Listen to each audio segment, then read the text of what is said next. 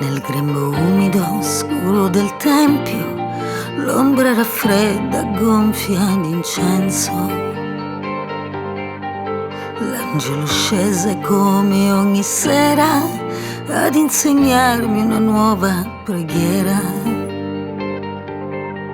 Poi d'improvviso mi sciolse le mani e le mie braccia divennero ali. Quando mi chiese conosci l'estate, io per un giorno, per un momento, corsi a vedere il colore del vento.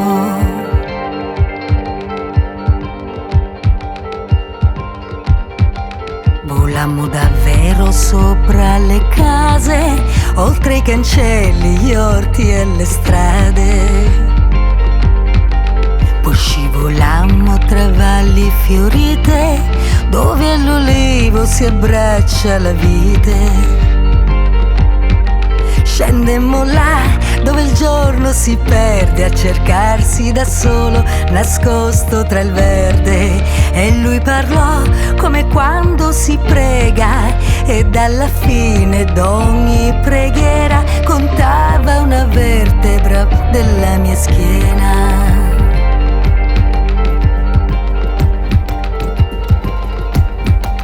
Le ombre lunghe dei sacerdoti costrinsero il sogno in un cerchio di voci.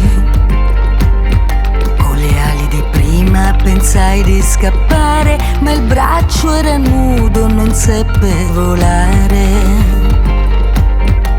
Poi vidi l'angelo mutarsi in cometa e i volti severi divennero pietra. Le loro braccia profili di rami, nei gesti immobili d'un'altra vita, foglie le mani, spine le dita.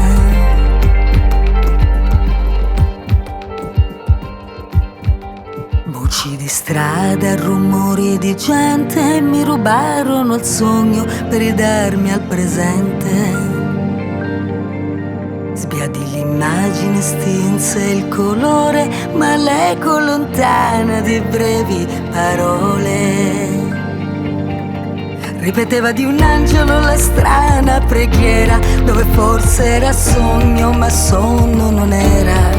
Lo chiameranno figlio di Dio, parole confuse nella mia mente, svanite in un sogno, impresse nel ventre.